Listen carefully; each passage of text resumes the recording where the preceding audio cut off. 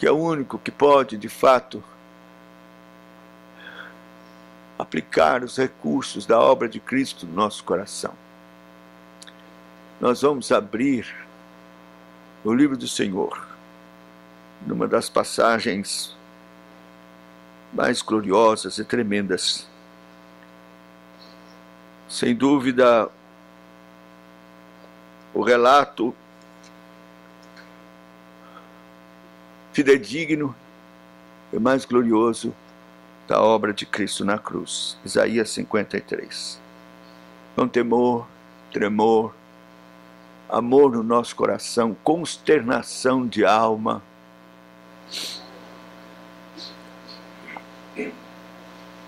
Vamos ouvir a leitura desse trecho sagrado. Nós vamos ler todo o capítulo.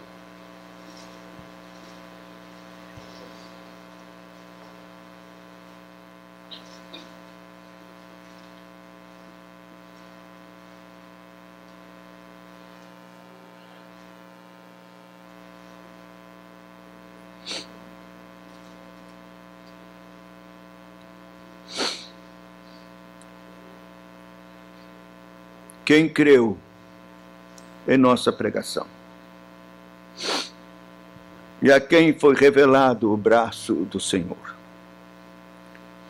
porque foi subindo novo perante ele, como raiz de uma terra seca, não tinha aparência nem formosura. Olhámo-lo, mas nenhuma beleza havia que nos agradasse. Era desprezado, o mais rejeitado entre os homens, homem de dores, e que sabe o que é padecer. E como um de quem os homens escondem o rosto, era desprezado, e dele não fizemos caso. Certamente ele tomou sobre si as nossas enfermidades, e as nossas dores levou sobre si. E nós o reputamos por aflito, ferido de Deus e oprimido. Mas ele foi traspassado pelas nossas transgressões e moído pelas nossas iniquidades. O castigo que nos traz a paz estava sobre ele, e pelas suas pisaduras fomos sarados. Todos nós andávamos desgarrados como ovelhas, cada um se desviava pelo caminho, mas o Senhor fez cair sobre ele a iniquidade de nós todos. Ele foi oprimido e humilhado, mas não abriu a boca. Como cordeiro foi levado ao matadouro, e como ovelha muda perante os seus tosqueadores, ele não abriu a boca. O juiz opressor foi arrebatado, de sua linhagem, quem dela cogitou?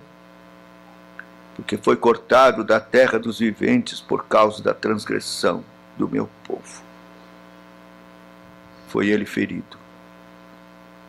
Designaram-lhe a sepultura com os perversos, mas com o rico esteve na sua morte, posto que nunca fez injustiça, nem dolo algum se achou em sua boca. Todavia, ao Senhor agradou moê-lo, fazendo-o enfermar. Quando der ele a sua alma, uma oferta pelo pecado, verá a sua posteridade, prolongará os seus dias. A vontade do Senhor prosperará nas suas mãos. Ele verá o fruto do penoso trabalho de sua alma e ficará satisfeito. O meu servo, o justo, com o seu conhecimento justificará muitos, porque as iniquidades deles levará sobre si. Por isso, eu lhe darei muitos como a sua parte. E com os poderosos repartirá ele o despojo, porquanto derramou a sua alma na morte. Foi contado com os transgressores. Contudo, levou sobre si o pecado de muitos, e pelos transgressores intercedeu. Que Deus queira, por sua grande graça, misericórdia, mercê mesmo, bondade, falar ao nosso coração, comunicar pelo Espírito Santo do Senhor as implicações preciosas, gloriosas desse relato para a nossa alma. Vamos orar. Senhor, humildemente estamos aqui na Tua presença santa. Isso não é um dia comum. É o dia do Senhor. Dia que o Senhor fez. Queremos nos alegrar e nos regozijar nele. Especialmente nesse momento, quando vamos ouvir a pregação da Tua santa e bendita palavra. Ó Senhor, Tua palavra é tão rica, especialmente esse texto tão profundo. Qualquer pregador se sentirá um nada, totalmente inabilitado de expor, salientar a importância do que ele relata, porque não compreendemos plenamente.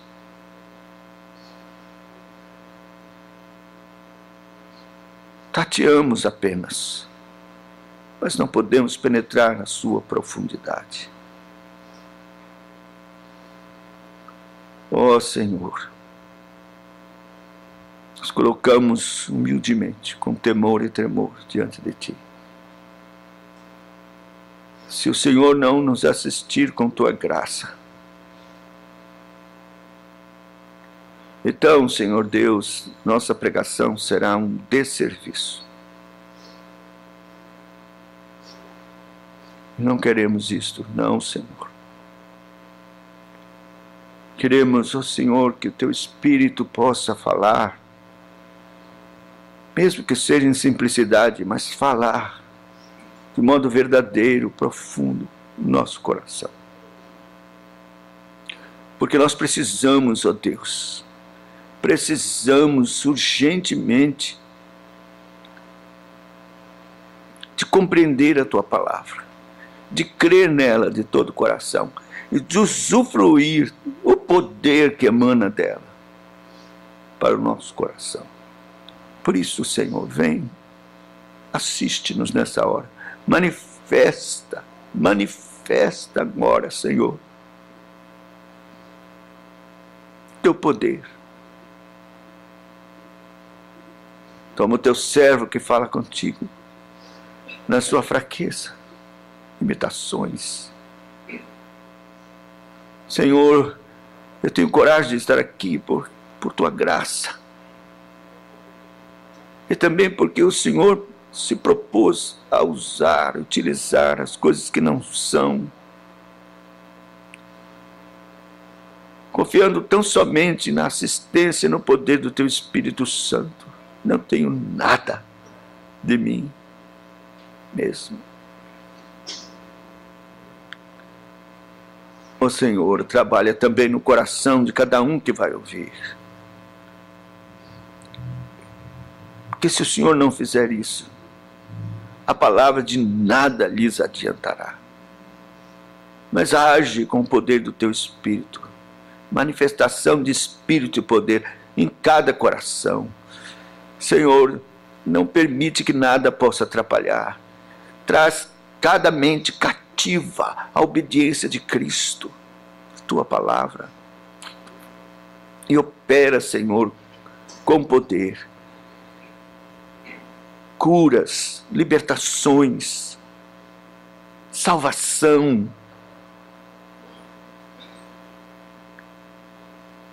Manifesta a glória do Senhor.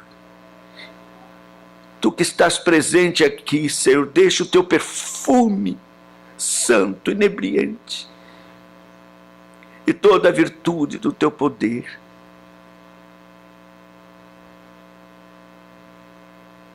Glorifica o teu nome através da tua palavra, Senhor. É isso que nós oramos e suplicamos.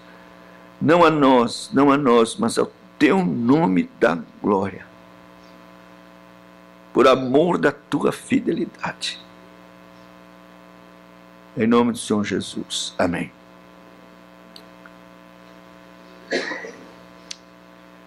Meus irmãos, é com muito temor e tremor que eu me proponho a fazer a exposição de Isaías 53.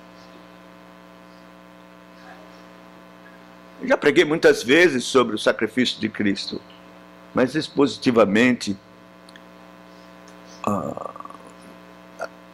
expondo verso por verso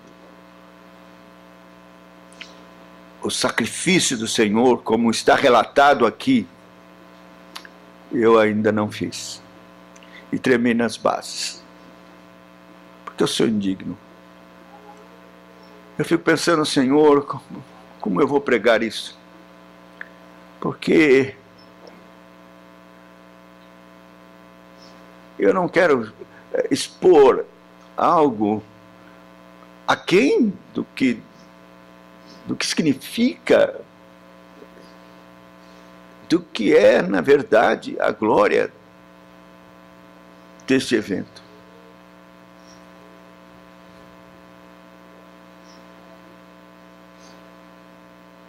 Qualquer interpretação aquém ou contrária é uma agressão, é um pecado, algo tão terrível naquilo que é e que se compõe, que há de mais glorioso, que Deus mais preza, que é a morte do seu filho vicária pelo seu povo. Os judeus que não creem olham para essa passagem e eles dizem: é o povo de Israel no cativeiro. Eles não reconhecem que o texto está falando de uma pessoa, da pessoa bendita do Redentor, do Messias, do Salvador. E então, quando falam nas sinagogas sobre esse texto, esses rabinos, filhos do diabo, destroem a glória desta passagem no seu significado maior. Negam aquilo que Deus verdadeiramente quer expor como prova do seu amor pelo seu povo.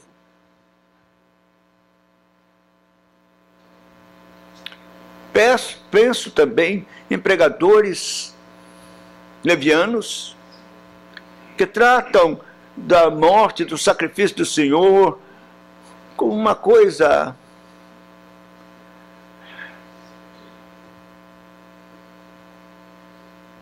um acontecimento sem temer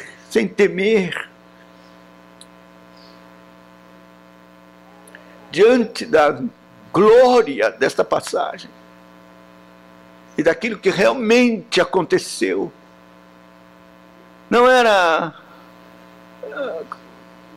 alguém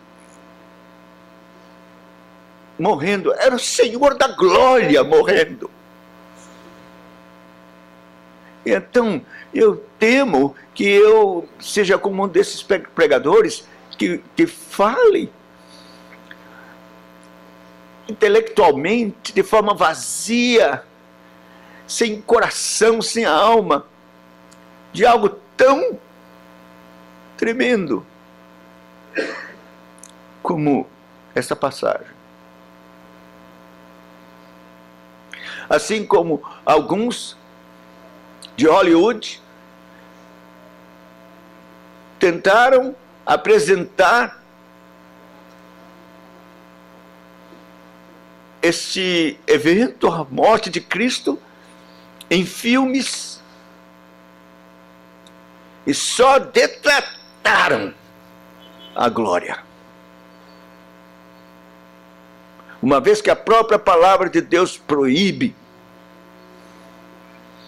e ensina como idolatria fazer imagem de qualquer uma das pessoas da Trindade. E além disso, jamais podem, através do engenho cinematográfico, apresentar a glória da divindade do Salvador.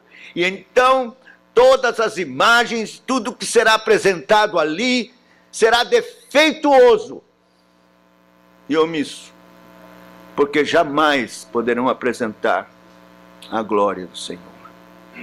O meio preciso que o Senhor estabeleceu, verdadeiro, fidedigno, de expor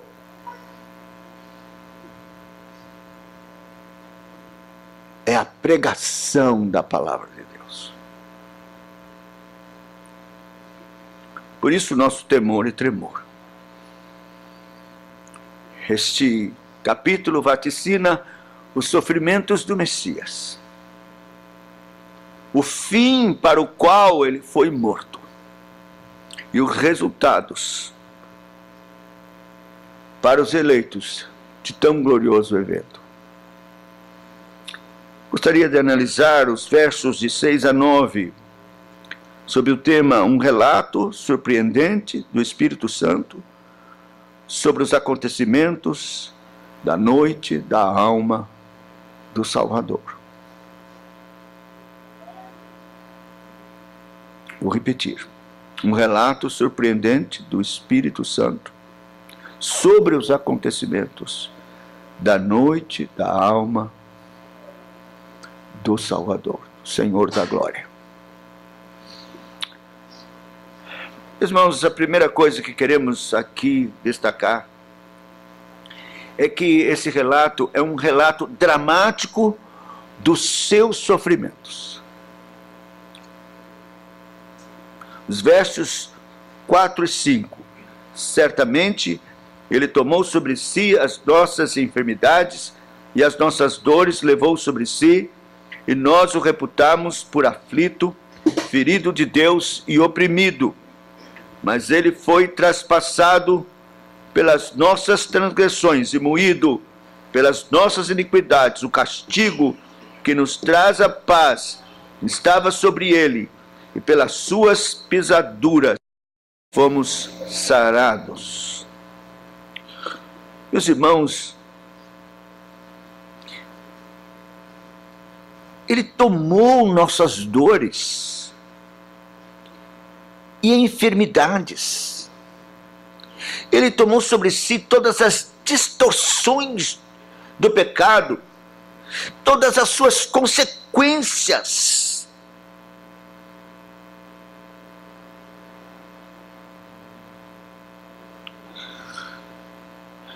Imagine ele, santo de Deus, verdadeiro homem, verdadeiro Deus, puríssimo, nunca pecou, nunca perpassou pela sua alma, pelo seu pensamento, sequer pensamento impuro.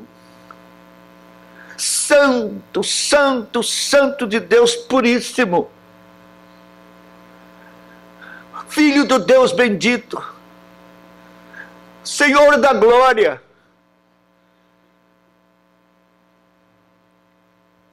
que sempre, desde a eternidade, porque embora ele tenha nascido da Virgem como homem, Mas ele sempre existiu.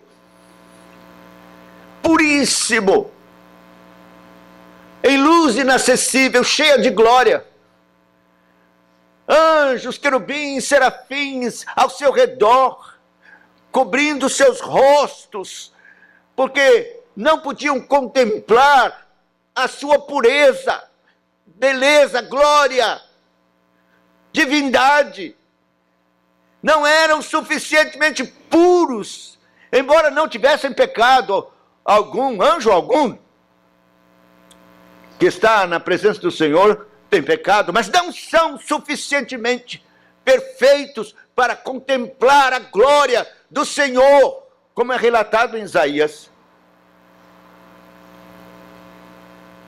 Mas agora, ele está aqui, tomando sobre si as nossas dores, enfermidades, pecados, distorções do pecado, quer dizer, coisas piores do que podemos imaginar com relação ao pecado. Nossas doenças, enfermidades. Ele sentiu dores terríveis das doenças que produzem dores lacinantes. Deus colocou sobre ele.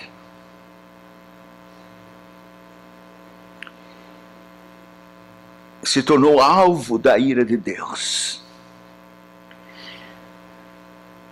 Imagine, ele era o objeto do amor do Pai. Ele diz: este é meu filho em quem me comprazo, em quem tenho todo o meu prazer. Agora ele é objeto da ira do Pai.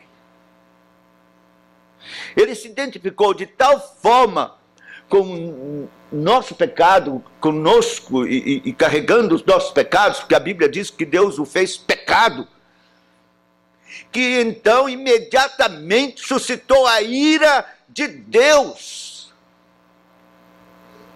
contra ele. Ele atraiu a ira do Pai e não amor. Foi objeto da sua ira. E Deus então colocou sobre ele sua ira.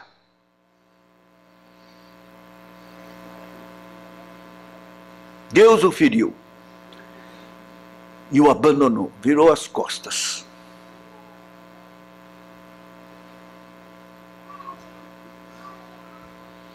Ele se tornou asqueroso aos olhos de Deus. Alguns intérpretes, quando tratam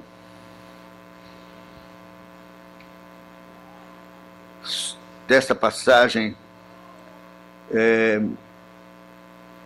e que diz: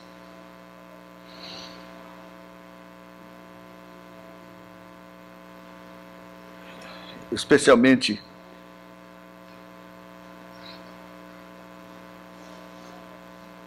o texto, ele foi traspassado pelas nossas transgressões, moídos pela nossa iniquidade, o castigo que nos traz a paz. Quer dizer, exatamente neste momento em que Deus o fere, esta expressão aqui do verso 4, nós o reputamos por aflito, ferido de Deus. Essa expressão no hebraico, nagu, verbo, ele quer dizer ferido de lepra. Se, por exemplo, você se lembrar do texto que se encontra no segundo livro dos Reis, no capítulo 15, versículo de número 5, nós vemos assim: o Senhor feriu o rei e este ficou leproso. Então, essa palavra é naku, feriu o rei. Então, ele ficou leproso.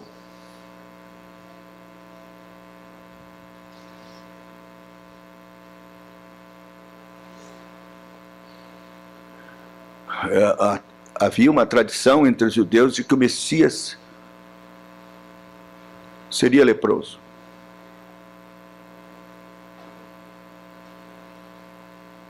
Asqueroso, leproso.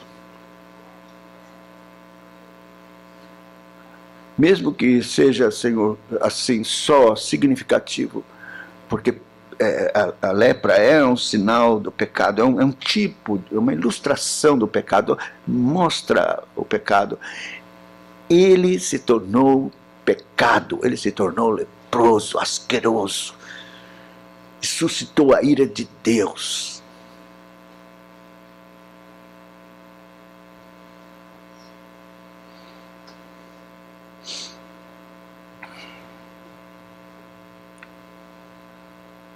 E assim, então, nós podemos pensar, ele não só adquiriu nossas enfermidades espirituais, mas nossas enfermidades mesmo.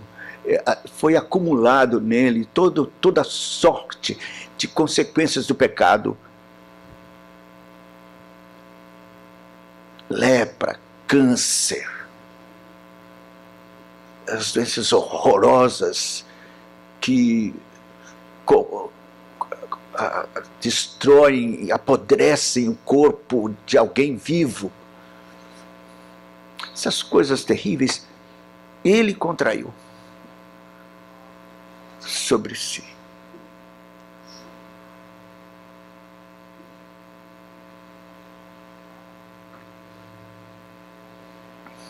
Nós não podemos, irmãos, medir o grau de dor, de sofrimento do Senhor Jesus. Está muito aquém de qualquer um medir. Mas uma coisa, você pode, sempre que você ler, ouvir ou visitar alguém em extrema desgraça, com dores lacinantes, horríveis, gemendo, berrando, gritando, por não suportar a dor. Cenas com as quais já ouvimos, ou quem sabe você já presenciou, especialmente pessoas da área de saúde que andam pelos corredores da aflição de um hospital ou de uma emergência. Saiba, foi muito menos do que Cristo passou e experimentou. O texto de Lamentações, capítulo 1, versículo 12, que é um sofrimento de alma de Jeremias, por causa da destruição da cidade, do que ele viu, assistiu. Ele viu crianças serem esmagadas, mortas, decapitadas, mulheres traspassadas pela espada, grávidas. Ele viu homens, idosos, velhos, sendo mortos, trucidados. Ele presenciou a chacina, quando da intentona e de toda a obra dos babilônios em Jerusalém. Ele presenciou e ele gritou, chorou do mais profundo da sua alma: ó vós que passais pelo caminho, vede-se a dor como a minha dor que o Senhor o pôs sobre mim. E isso diz respeito a Cristo. Ele está, na verdade, vaticinando, ele está profetizando a dor que o Messias iria sentir. Ó vós que passais pelo caminho, vede-se a dor como a minha dor. Ninguém sofreu mais, ninguém jamais sofrerá mais do que Cristo. E a gente ouve, né, relatos de torturas absurdas, de membros sendo arrancados, pessoas esticadas até romper, cerrados pelo meio. Você certamente já ouviu mortos queimados vivos, eu já ouviu falar de todas essas coisas, mas saiba, nada chega aos pés, nada pode parecer ou comparar com a dor e o sofrimento do Messias, do Senhor da glória, do nosso amado Salvador.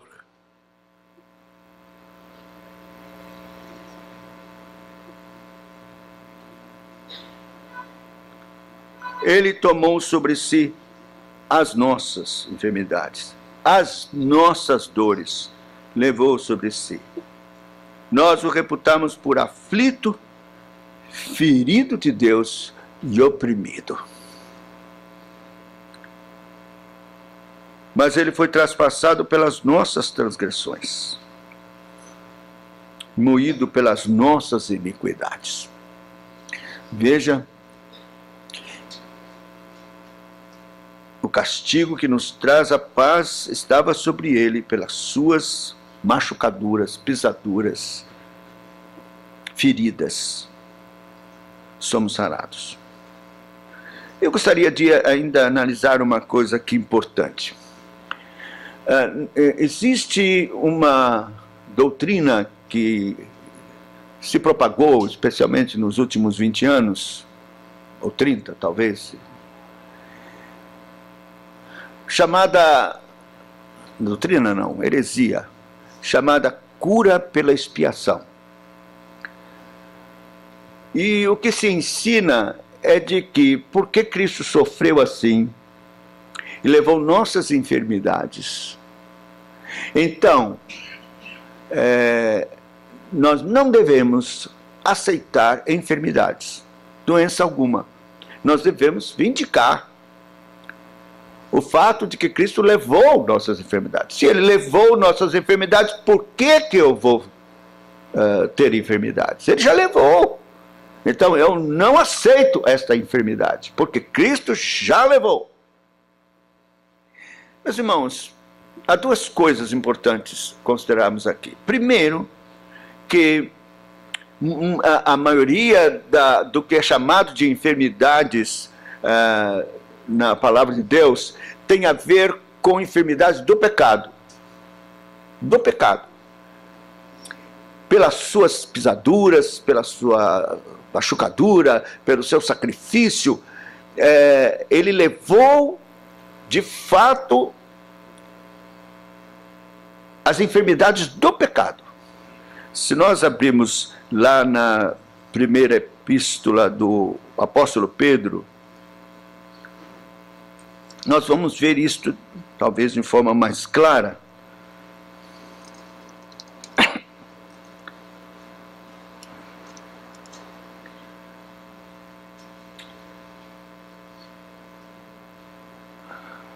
A partir do verso 18, sabendo que não foi mediante coisas corruptíveis como prata ou ouro, que fosse resgatados do vosso fútil procedimento que vossos pais vos legaram, mas pelo precioso sangue como de cordeiro, sem defeito, sem mácula, o sangue de Cristo, conhecido com efeito antes da fundação do mundo, no fim dos tempos por amor de vós, que por meio dele tendes fé em Deus, que o ressuscitou dos mortos.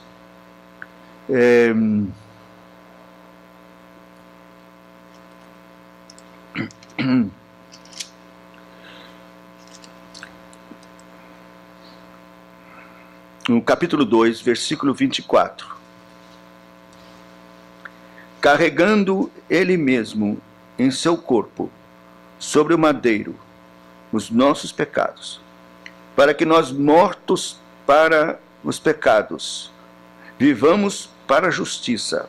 Por suas chagas fostes sarados, porque estáveis desgarrados como ovelhas, porém vos converteste do pastor e bispo das vossas almas.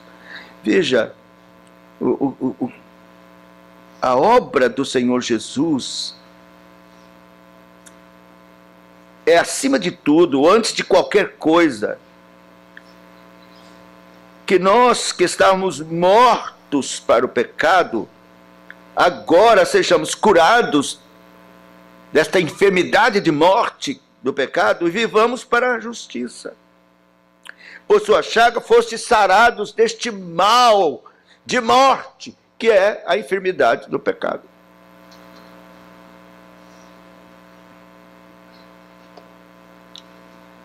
Mas ele levou sobre si as nossas enfermidades. Lá em Mateus, no capítulo de número 8,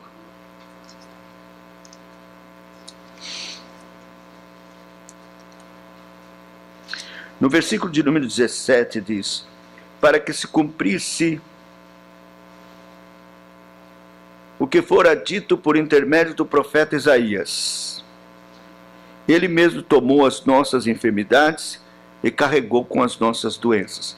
Ele diz isso por causa do verso 16. Chegada a tarde, trouxeram-lhe muitos endemoniados, e ele meramente com as palavras, ou com a palavra, expeliu os espíritos, curou todos os que estavam doentes, para que se cumprisse o que fora dito por intermédio do profeta Isaías. Ele mesmo tomou nossas enfermidades, carregou com as nossas doenças. Bem, Mateus está aqui dizendo que ele cumpre essa profecia no seu ministério, durante a sua vida perfeita, gloriosa e de poder, andando por toda parte, fazendo bem e curando toda sorte de enfermidades. Ele de fato carregou as enfermidades, curando-as durante o seu ministério. Não havia um sequer que se apresentasse diante dele, seja com que enfermidade fosse, que ele não curasse. Curou a todos, diz a palavra de Deus. Ele cumpriu a profecia durante o seu ministério. Mas ele levou, sim, nossas enfermidades na cruz e estabeleceu uma cura completa e total, que todos nós vamos experimentar, das enfermidades do pecado que todos temos. Se não temos, vamos ter, porque todos vamos morrer. Enfermidades mesmo. Como Eliseu, que morreu da sua enfermidade, da morte.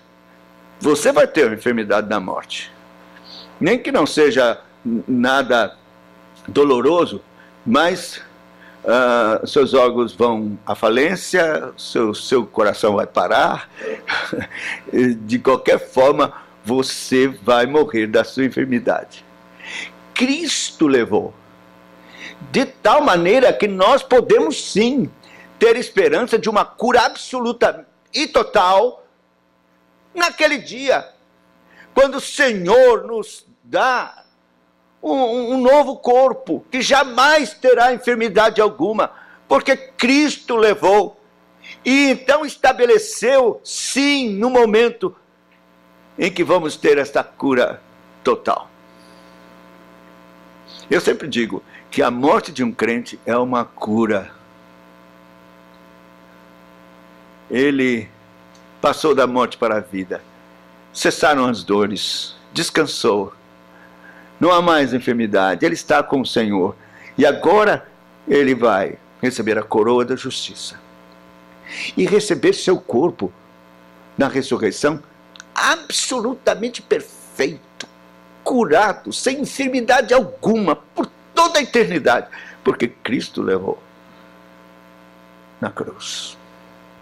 Então, não é certo você reivindicar cura pela expiação agora, porque é do propósito de Deus que nós, enquanto tivermos e carregarmos esse corpo da morte, esse corpo que é corrupto, mesmo crentes, os mais santos, experimentam enfermidades. Está no programa do Senhor Deus permitir que essas enfermidades ainda permaneçam, embora Cristo as tenha levado na cruz, porque este é um instrumento eficaz da parte do Senhor para transmitir graça, abençoar você, burilando e fazendo crescer na graça e no conhecimento do Senhor. Benditas enfermidades, benditas porque elas nos aproximam mais de Deus, elas nos fazem orar. Já notou que você ora mais quando fica doente e enfermo? É uma bênção. uma graça. Dói, abate,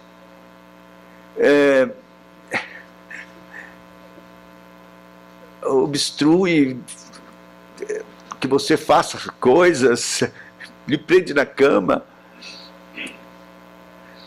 Mas Deus está trabalhando, Ele está usando isto em favor da sua alma, para a sua glória, para o seu crescimento.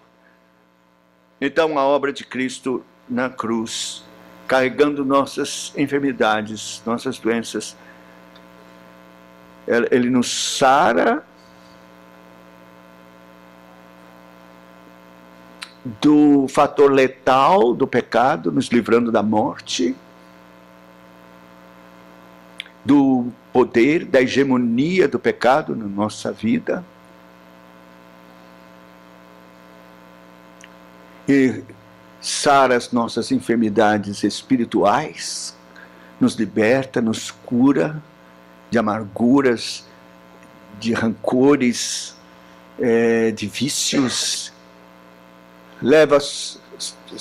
Ele também nos dá a cura da culpa, alivia a nossa alma, nossa mente, nosso coração, dos temores, dos terrores da morte.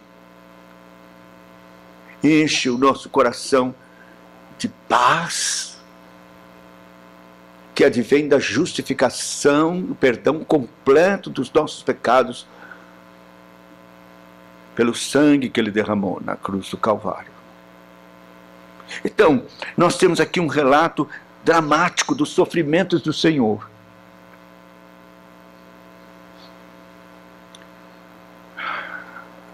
Que não temos como penetrar na sua profundidade, mas temos conhecimento. É chocante ao nosso coração pensar que o Senhor da glória, o santo da terra, o santo que viveu na terra, absolutamente santo, ninguém mais, só Ele. E não só santo pela sua essência, mas santo pelas suas obras. Ele só fez o bem, só curou, falou a verdade, amou, se entregou, demonstrou toda a bondade, todo o amor de Deus em plenitude.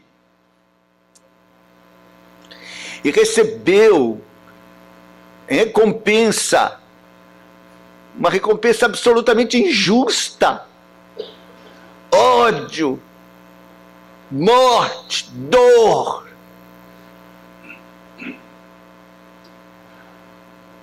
É o maior espetáculo de injustiça que a terra já teve conhecimento, e também os céus.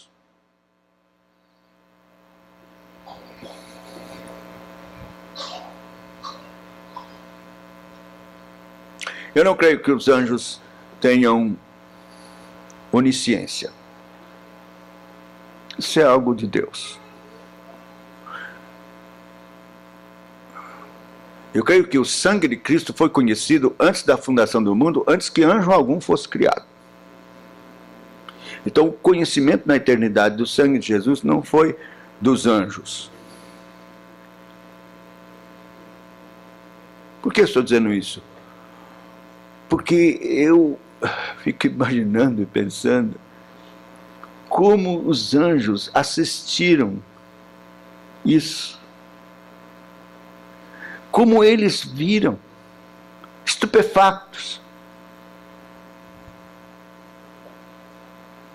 Aquele que era objeto do amor, da adoração, da admiração, do louvor deles, desde que foram criados.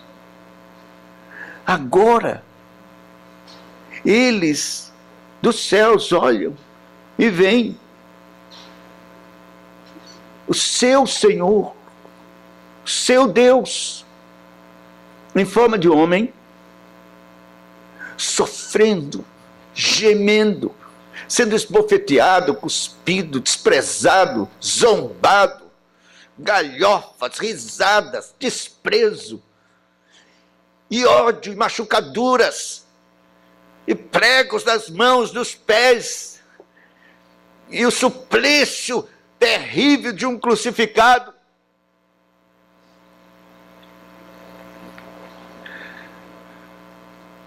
Quando alguém sustenta as mãos e vai rasgando, e ele não suporta mais, então ele segura nos pés. Inclusive, para respirar é preciso sustentar nos pés.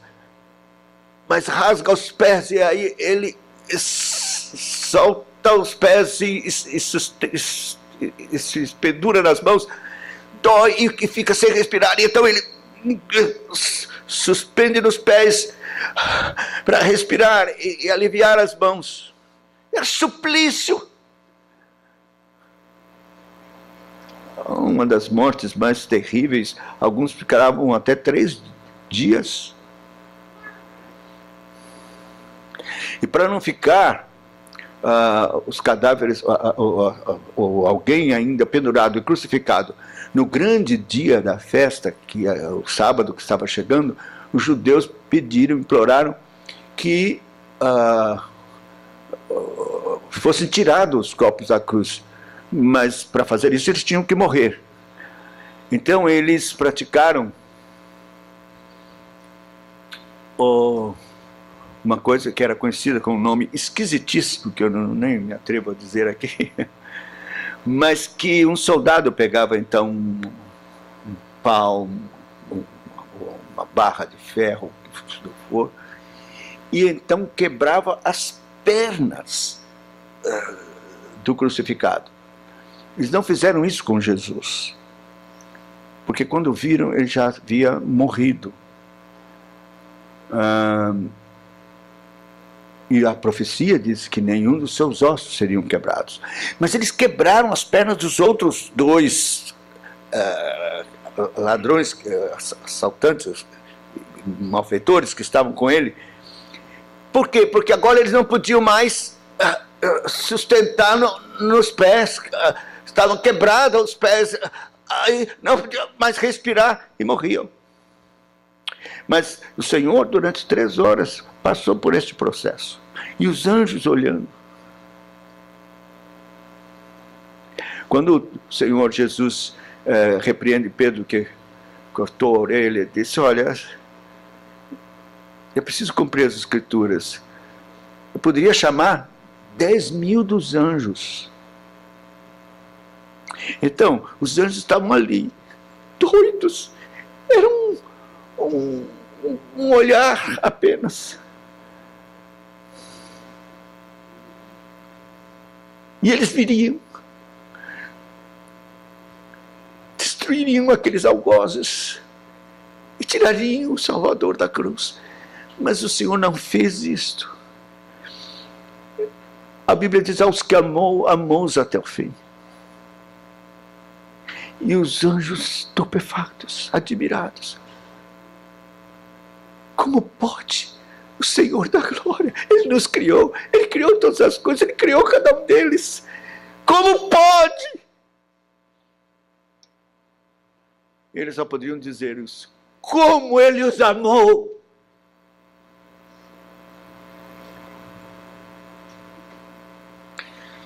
Mas o relato não é só dramático nos seus sofrimentos, é um relato que apresenta o significado, o porquê dos seus sofrimentos. Porque, vejam, qual é a pergunta que emerge? Por quê? Por que alguém inocente sofrer tanto? Onde está a justiça de Deus? Por que isso? Está provado, só fez o bem. Ele mesmo disse: algum de vós pode me acusar de pecado? Não havia ninguém. Por quê? Por que tanto ódio? Por que esta reação? Por quê?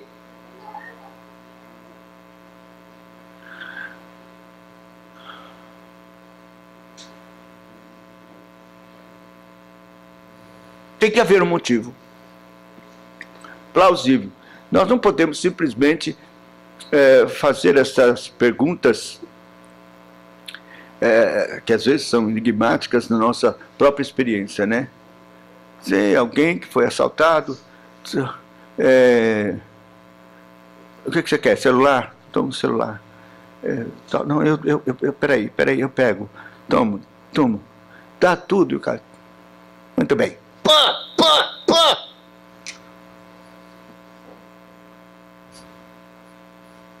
Por quê? Não é? Você já viu, assistiu isso, e quantas vezes perguntou, mas meu Deus, por quê? A mulher grávida, com a criança, umas coisas absurdas, que a gente não encontra por quê? Senão a maldade mesmo. A maldade é do diabo, é Satanás, é gente possessa, enlouquecida, droga na cabeça. Tem que ter sempre uma razão.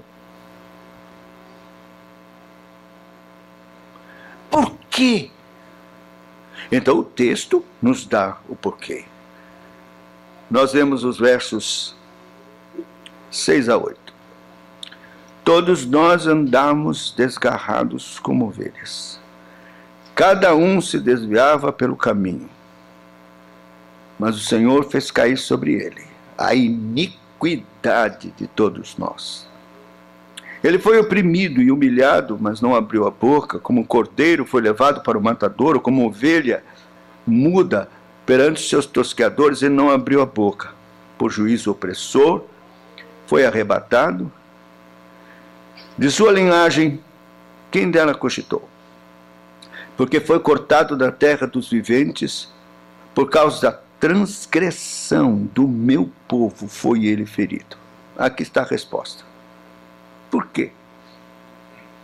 Por causa da transgressão do meu povo. Todos se desgarraram como ovelhas. Todos se desviaram do caminho do Senhor. Todos.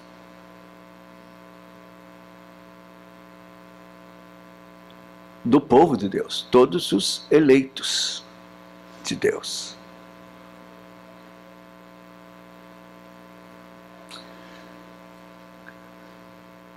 Deus já havia escolhido uma multidão que eram os seus amados, os seus escolhidos, os seus eleitos, e que seria chamado de seu povo.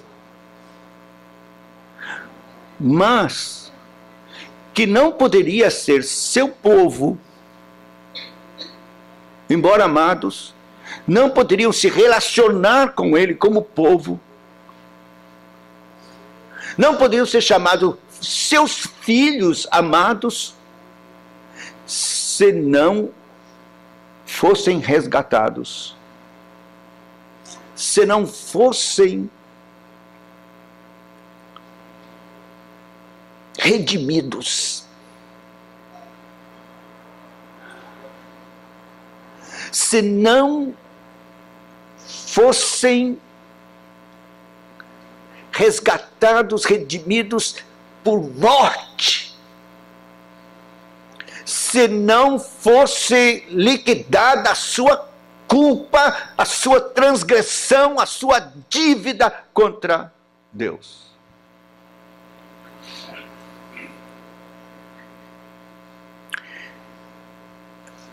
No enigma de Deus, nos seus eternos propósitos, relacionados à sua santidade e justiça, presta atenção, não havia nenhuma outra forma de salvar o povo eleito de Deus, de resgatá-los, senão através da morte, da punição, do sofrimento, castigo que eles mereciam.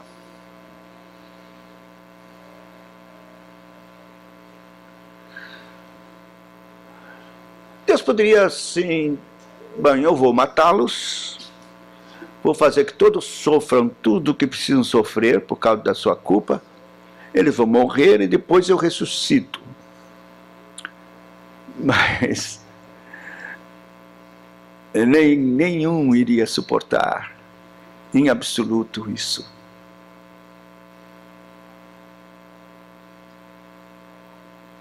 Além do mais, qualquer sofrimento, obra que qualquer um experimentasse ou sofresse, seria sempre misturado com pecado e não teria qualquer valor de purificação, de expiação. Então, só alguém verdadeiramente homem, para ser como um deles, da mesma carne, mas verdadeiramente Deus, absolutamente puro e inocente. Porque um pecador não adianta morrer para se redimir. É preciso um justo, um santo morrer para redimir pecadores. Não tinha outra forma. E que fosse então absolutamente divino, porque era necessário que ele sofresse e suportasse toda a iniquidade de todos, por um período em que este sofrimento, essa dor, expiasse toda a iniquidade de todos. E nenhum poderia suportar, se não fosse divino. Por isso ele ficou 3 horas na cruz. E Deus, aos poucos, foi colocando sobre eles a iniquidade de todos nós. O suplício durou as fatídicas, terríveis, eternas 3 horas. Porque não era só dores carnais, de sofrimento, de machucaduras ou de dor, suplício de dor na carne. Mas havia implicações espirituais na alma. Por isso Cristo tinha alma. Porque ele sofreu na alma. As dores da alma, que envolvem sentimentos de culpa, dores de alma, inclusive o inferno.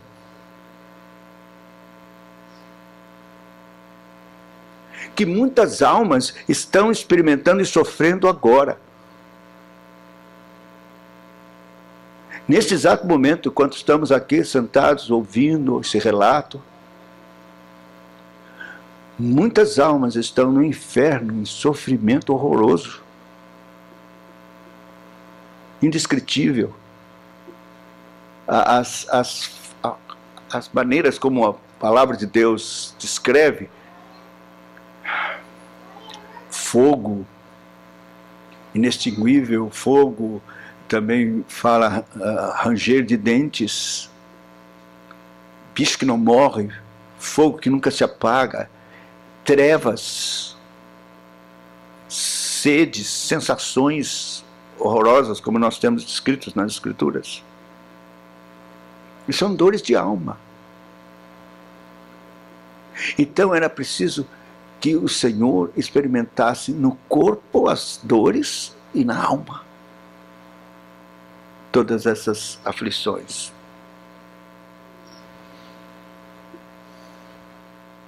Por isso, na eternidade, na aliança eterna, Deus o Pai o apontou e o designou como redentor do seu povo. E ele prontamente aceitou. Voluntariamente aceitou. E se dispôs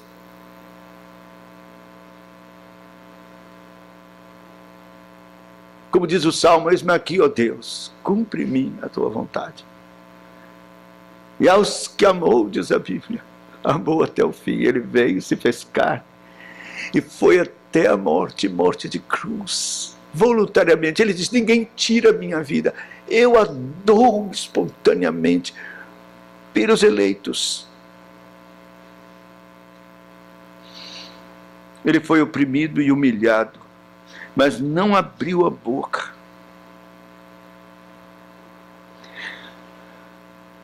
Porque o motivo, a razão, está definida. Sofrer os pecados ou em lugar do povo de Deus que transgrediu, que pecou.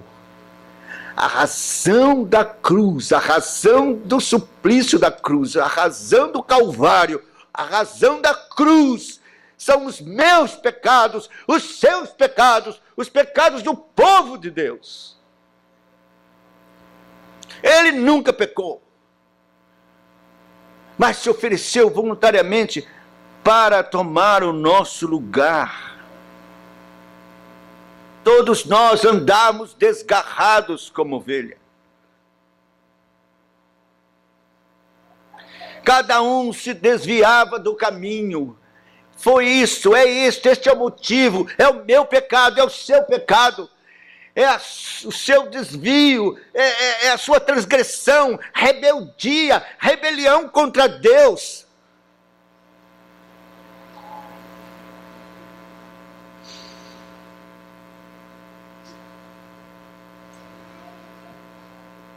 O texto diz: o castigo que nos traz a paz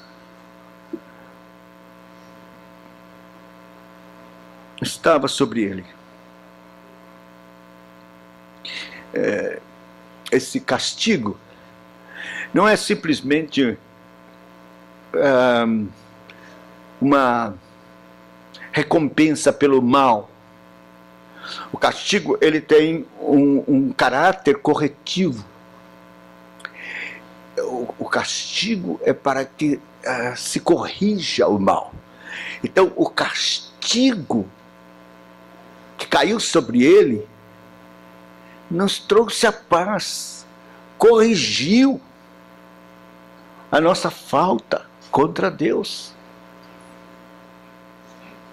E fomos então, de fato, sarados.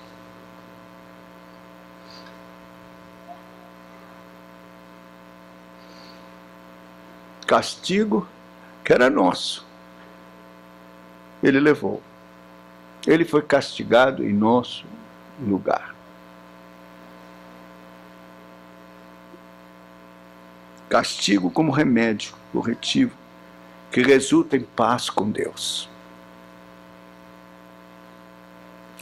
Sua obra foi absolutamente perfeita nesse sentido. Ela foi substitutiva. A morte de Cristo tem o caráter vicário.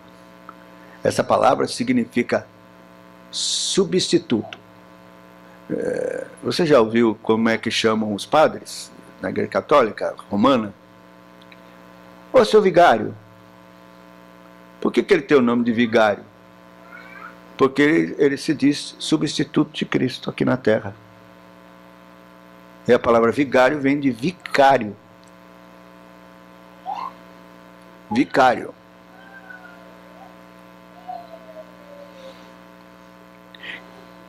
Cristo realizou um trabalho vicário. Ele foi o vigário.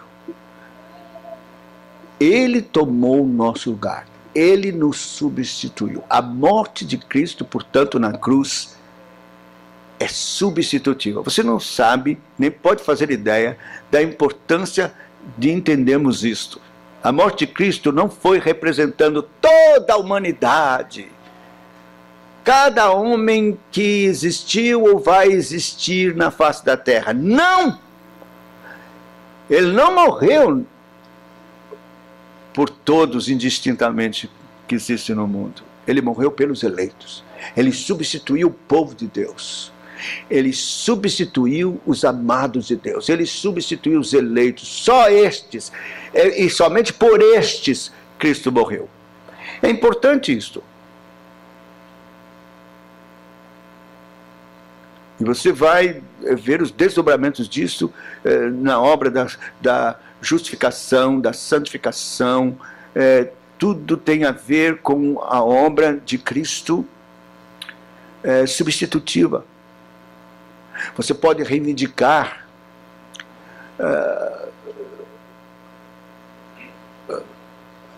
a vida de Cristo em você, ser unido a Ele, e toda a vitória sobre o pecado, porque Ele substituiu você.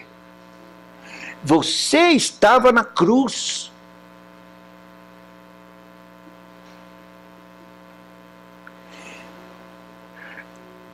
A Bíblia nos ensina esta individualidade da obra vicária de Cristo.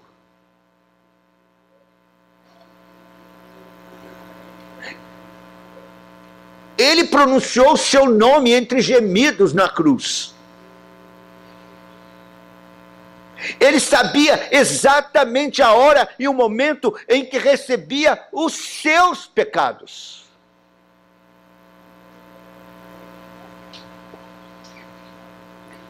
Não importa quantos Josés, Marias tem no mundo, no Brasil especialmente, né? Quem tem esses nomes sabe a dificuldade, porque são tantos homônimos. É verdade. Mas para Deus não há dificuldade alguma. Ele era Deus, Ele era Deus. Você ainda ia nascer 2000 anos depois, não importa. Ele sabia, naquele momento, quem estava substituindo.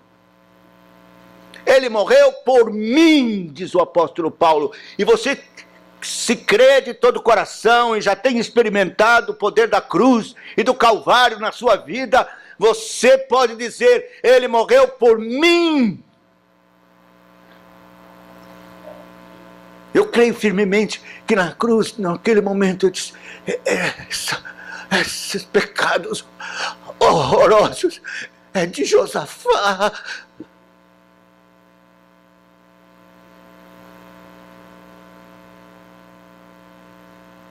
É de qualquer um dos eleitos. Você que está aqui, ele pronunciou o seu nome e sabia exatamente o momento que recebia seus pecados.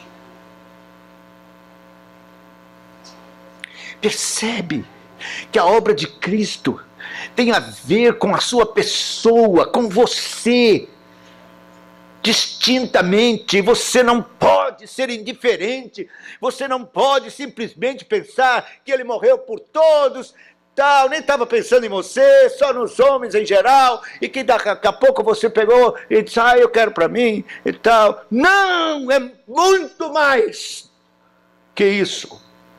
Ele pensava em você, Ele deixou a glória pensando em você, Ele viveu o tempo todo aqui, enquanto viveu seus 30 e poucos anos, por você, pensando em você, e foi pensando em você que Ele foi voluntariamente à cruz, porque Ele amou, e lá Ele morreu por você.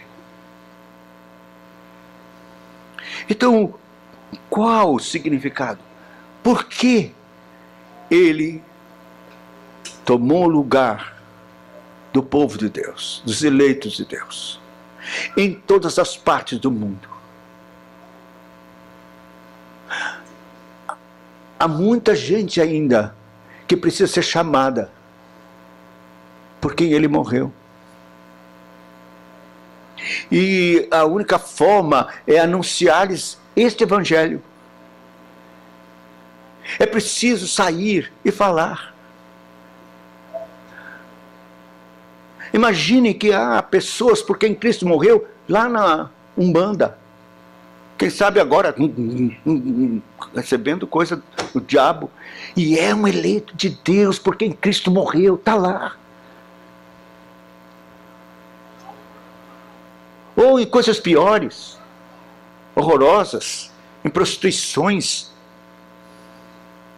Você acredita que há, já eleito de Deus, homossexuais se relacionando com essa paixão infame e vil, e que, na verdade, são eleitos? O apóstolo Paulo diz. Ele fala na primeira carta aos Coríntios que quando ele chegou em Corinto e pregou o evangelho, ele pregou a efeminados, homossexuais. E que, pela graça, pelo poder da cruz, se converteram. Eram eleitos de Deus, por isso ele diz: tais foste alguns de vós.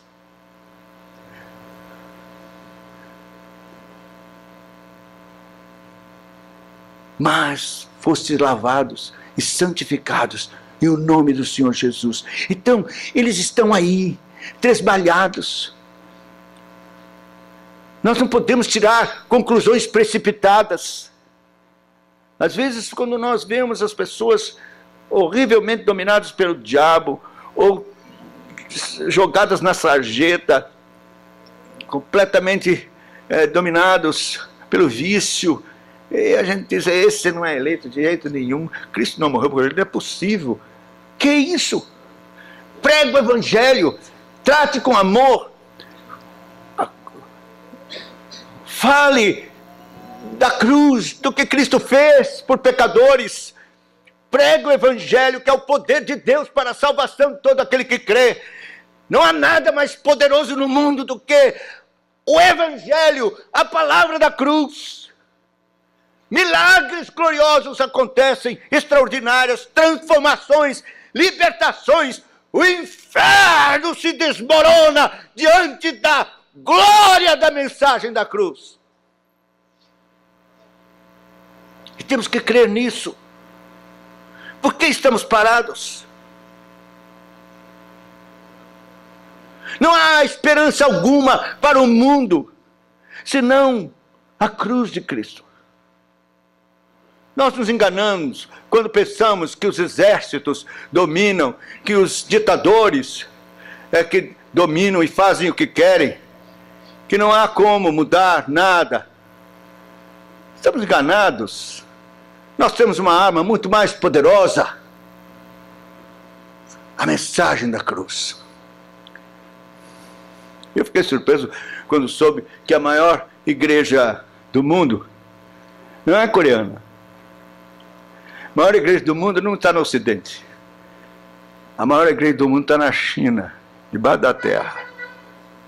Na China. Debaixo da opressão. É proibido adorar, pregar. Não tem igreja visivelmente. Mas a mensagem da cruz venceu, venceu. Milhares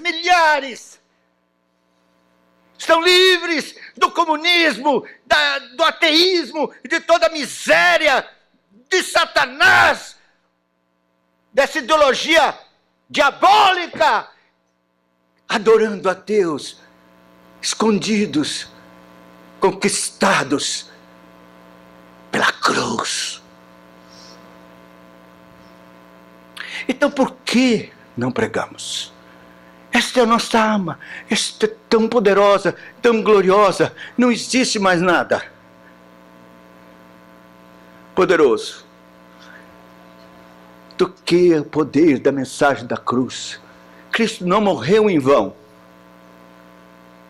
O texto mais para frente que vamos ainda expor, no verso 11, diz: ele verá o resultado do trabalho penoso da sua alma, verso 11, e ficará satisfeito. Meu servo, o justo, com seu conhecimento, justificará muitos, porque as iniquidades deles levará sobre si. Ele levou sobre si. E então verá o resultado do trabalho penoso da sua alma. Oh, irmãos, eu não sei o que é que você esteja sofrendo, o que é que pode estar assustando você ou lhe desanimando, quando você olha para os lados e vê tanta coisa ruim, não há no que possa lhe dar esperança. Olhe para a cruz, olhe para a obra do Redentor, do Salvador do mundo.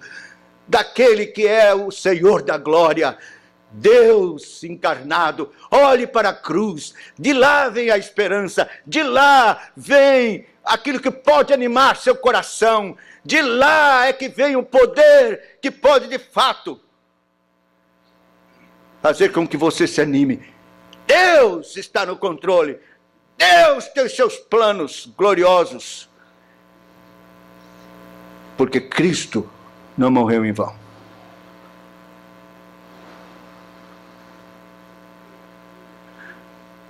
Não importa o que você estiver passando, a aflição que você enfrentar, a dor que pode irá sentir, a enfermidade que parece destruir e se apresentar assustadora como um espectro da morte. Olhe para a cruz. De lá vem a cura, de lá vem a vida, de lá vem a esperança, de lá vem a glória bendita que Deus tem já estabelecido como resultado do trabalho penoso da alma do Salvador.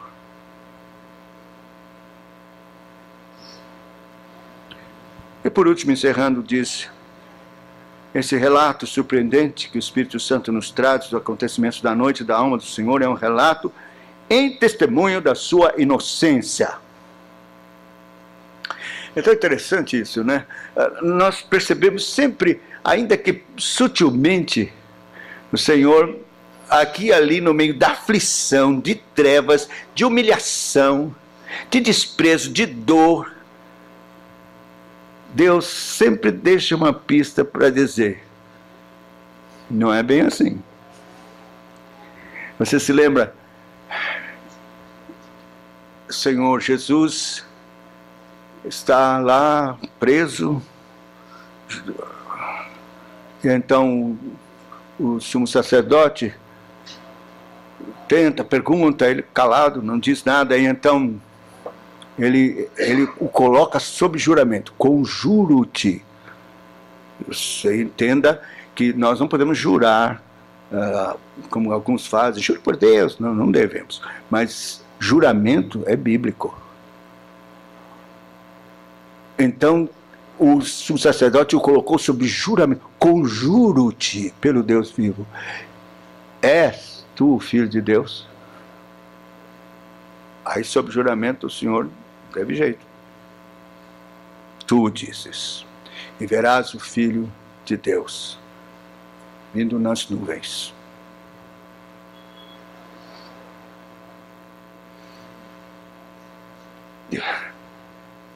Talvez tenha havido gargalhadas, mas ali está uma proclamação de glória no meio da aflição. Depois, Pilatos: és tu o rei dos judeus? Tu dizes. Não havia nada, ninguém podia ver qualquer indício de um rei.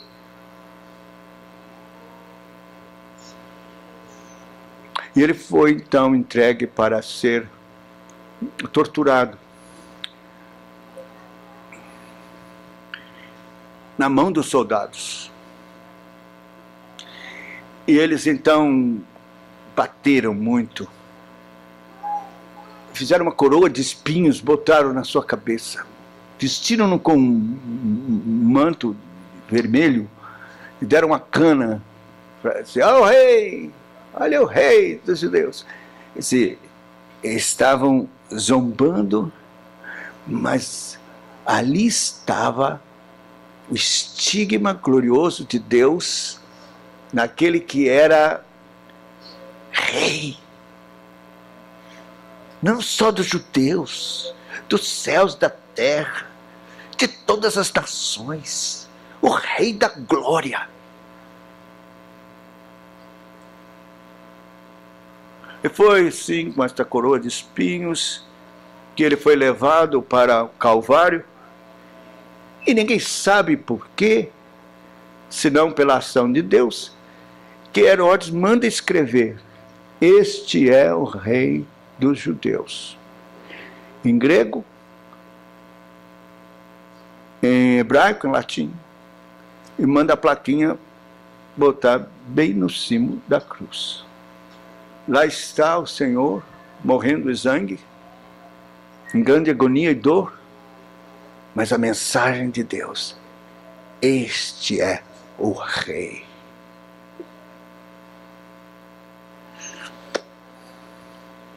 Claro que a maioria nem prestou atenção. Os judeus ciumados, não, tira essa placa daí. Diga que ele disse que é Rei dos Judeus, não bote que este é o Rei dos Judeus. Não. Mas Deus quis assim, para testemunho da sua glória, da sua inocência, que nunca deixou de o acompanhar até os momentos extremos. E interessante que esse relato é um testemunho da sua inocência na sua sepultura. Veja o verso de número 9. Designaram-lhe a sepultura com os perversos, mas com o rico esteve na sua morte, porque nunca fez injustiça, nem dolo algum se achou em sua boca. Olha, designaram-lhe a sepultura com os perversos. Isso já era lei. Os que eram crucificados eram jogados lá numa vala comum, nem eram cobertos direito, porque era famoso que o Calvário, ou lugar da caveira, era pilha de ossos. Corpos ficavam expostos ali, de condenados, jogados ali.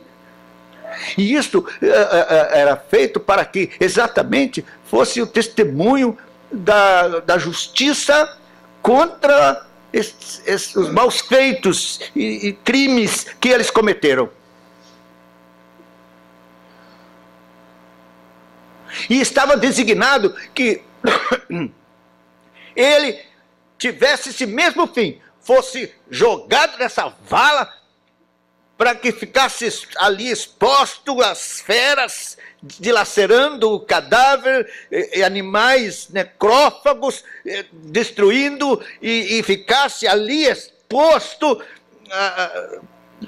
seu cadáver dilacerado. Era isso que estava designado, esse era o programa, estava já determinado, já era isso, mas de repente mudou.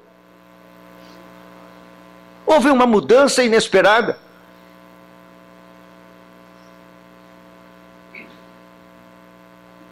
Alguém se aproximou da autoridade maior, talvez um senador, conselheiro.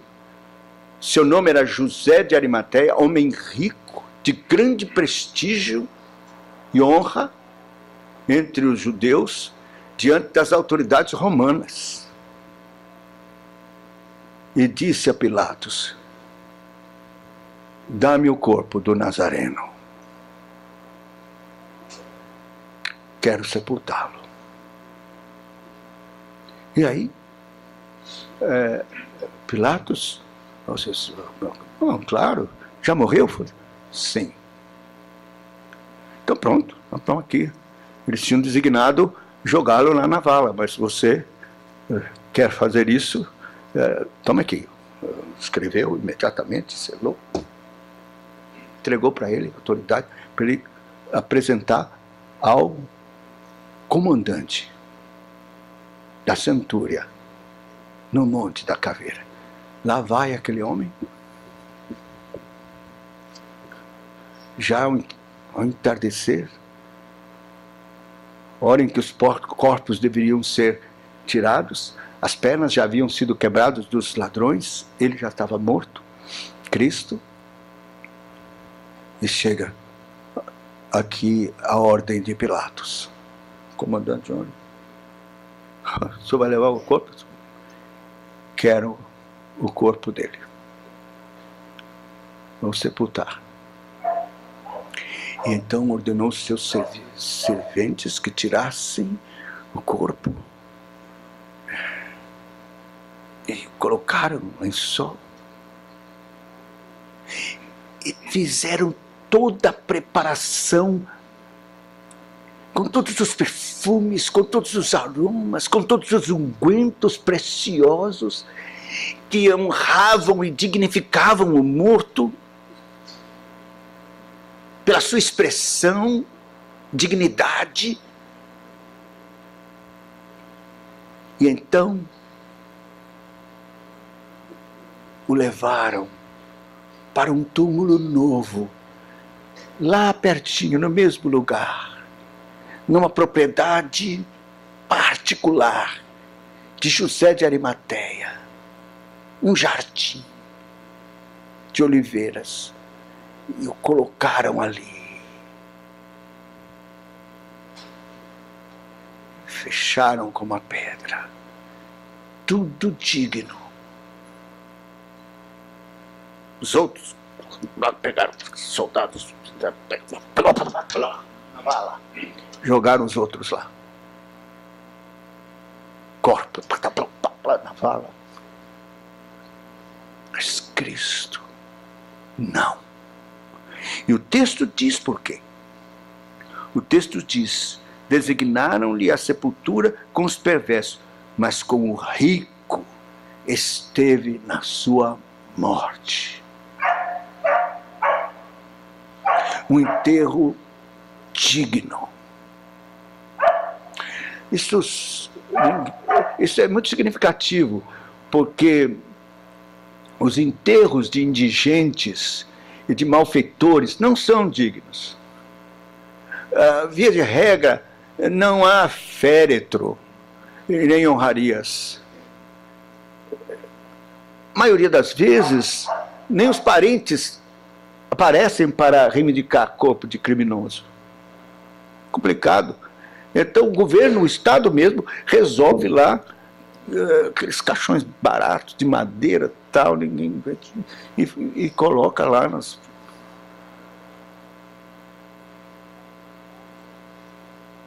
Mas aqui está uma diferença com relação ao corpo do nosso Salvador. Claro, seu corpo teria que ser preservado mesmo, ele haveria de ressuscitar. E diz o texto profético que não viu corrupção e não viria, nenhum dos seus ossos foram quebrados e nenhum, o seu corpo ficou íntegro, com exceção dos ferimentos, dos pregos e da lança ao seu lado, que rasgou o seu lado. O seu corpo ficou absolutamente íntegro, porque ele haveria de ressuscitar ao terceiro dia. Mas a dignidade do seu enterro com ricos é para mostrar a sua inocência. É para deixar bem alto e gritante a injustiça que cometeram de executar o inocente. Os outros, sim, receberam justamente. Aliás, um deles reconheceu: nós estamos aqui pagando o que os nossos atos merecem, mas este nenhum mal fez. Foi o testemunho de um dos ladrões que Deus quis salvar. Mas o seu corpo teve a sorte de vileza por causa dos seus pecados. Mas Cristo, inocente e puro, seu corpo ficou nas mãos de um rico. De modo que, para testemunho de todos, aquele a quem condenaram era ilustre, Senhor da glória, Rei dos reis, Senhor dos senhores, o mais justo de toda a terra, Salvador do mundo.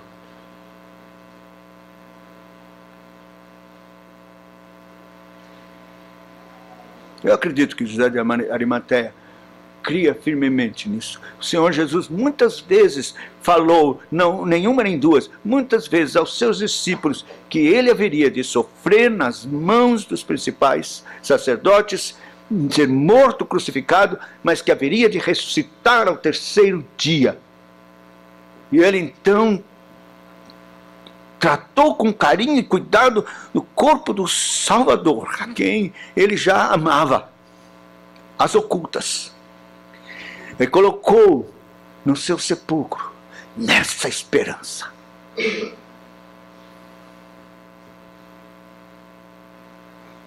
Inocente.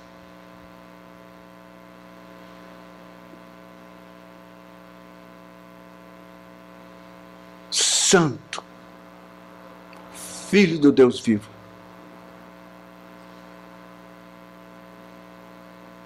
Foi guardado com toda a dignidade no sepulcro das mãos de um rico. Esse foi o testemunho da sua inocência. É assim o nosso Salvador. Foi isso que aconteceu nesses relatos impressionantes do Espírito Santo. E eu quero aplicar, simplesmente dizendo, como é que você pode ser indiferente aos sofrimentos de Cristo? Nós podemos ser indiferentes à morte injusta de muitas pessoas. Podemos, às vezes acontece. Pecamos, às vezes, sendo indiferentes com a morte de inocentes. Sentimos aquela revolta, tal, mas passa e acabou. Isso não vai mudar a nossa vida, nem determinar nada. Mas não pode ser o mesmo com relação à morte de Cristo. Você não pode ser indiferente, não pode.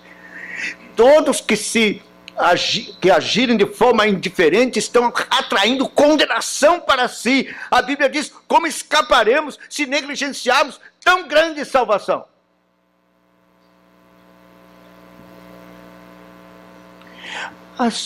Talvez você diga, eu não sou indiferente, eu realmente prezo, me comovo, fico pensando, que coisa e tal. Você considera a morte do Senhor, mas isso não basta. A resposta para com esse sacrifício tão grande, tão glorioso, não pode ser simplesmente a sua comoção. Você precisa entregar sua vida. Você precisa responder com sua vida. Você precisa se colocar ao pé da cruz. Você precisa dizer, Senhor, eis-me aqui. Oh, eu não posso ser mais o mesmo. Tu morreste por mim. Me substituíste ali. Oh, Senhor, não posso viver mais para o mundo. Não posso mais viver para mim. Eu já não sou mais meu. Eu fui comprado com este sangue. Eis-me aqui. Usa-me a mim.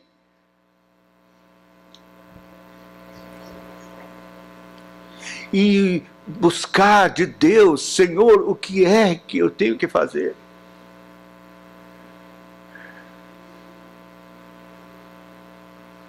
É o mínimo. Ou então, você, na verdade, não crê nisso. É uma história da carochinha. Foi criado pelos homens. Você sabe que a maioria dos ateus acham que isso tudo foi inventado. Que não foi verdadeiramente assim. Ele era um herói, um nazareno, um desses profetas que apareceram, um líder religioso que inflamou as massas fanáticas. Bom, se é assim, você não tem que entregar a vida de jeito nenhum para nada. Para quê? Mas se é o Filho de Deus, o Senhor da glória, o Messias, o Salvador do mundo, o Rei da glória, o Rei dos reis, Deus, homens, Salvador, e que só nele tem a salvação, só crendo na sua morte verdadeiramente e no poder do seu sangue você pode encontrar salvação. Então, sua resposta não pode ser pífia assim como está.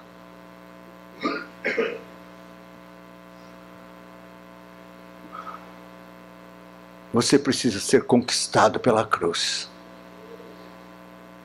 e entregar sua vida para a glória do Senhor. Eu fico bobo de ver pessoas que se entregam por uma causa, por exemplo, comunista, uma revolução.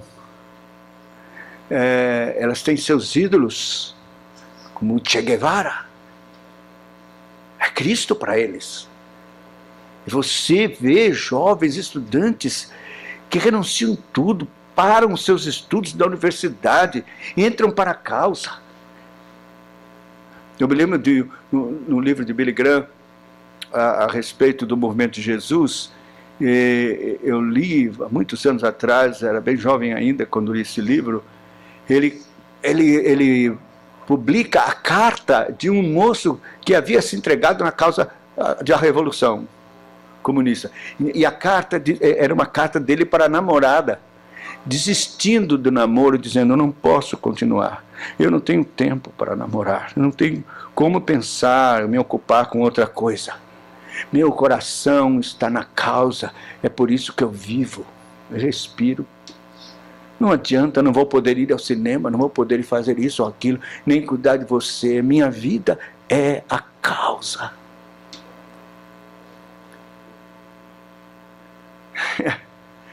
E a gente não vê isso nos jovens, não é?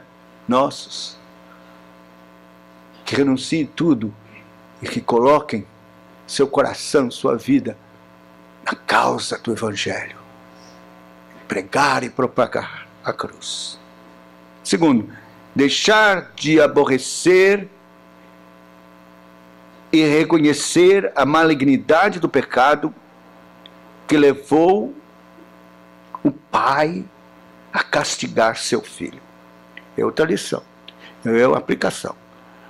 Se foi por causa do pecado que ele sofreu o que sofreu, e Deus impôs sobre ele tanta dor e tanto sofrimento, e o esmagou, moeu, e fez sofrer horrivelmente além do que podemos imaginar, então você tem que odiar o pecado.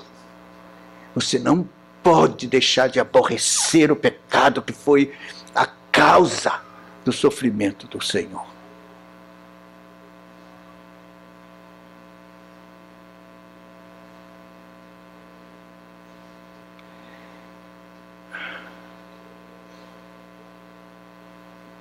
É simples.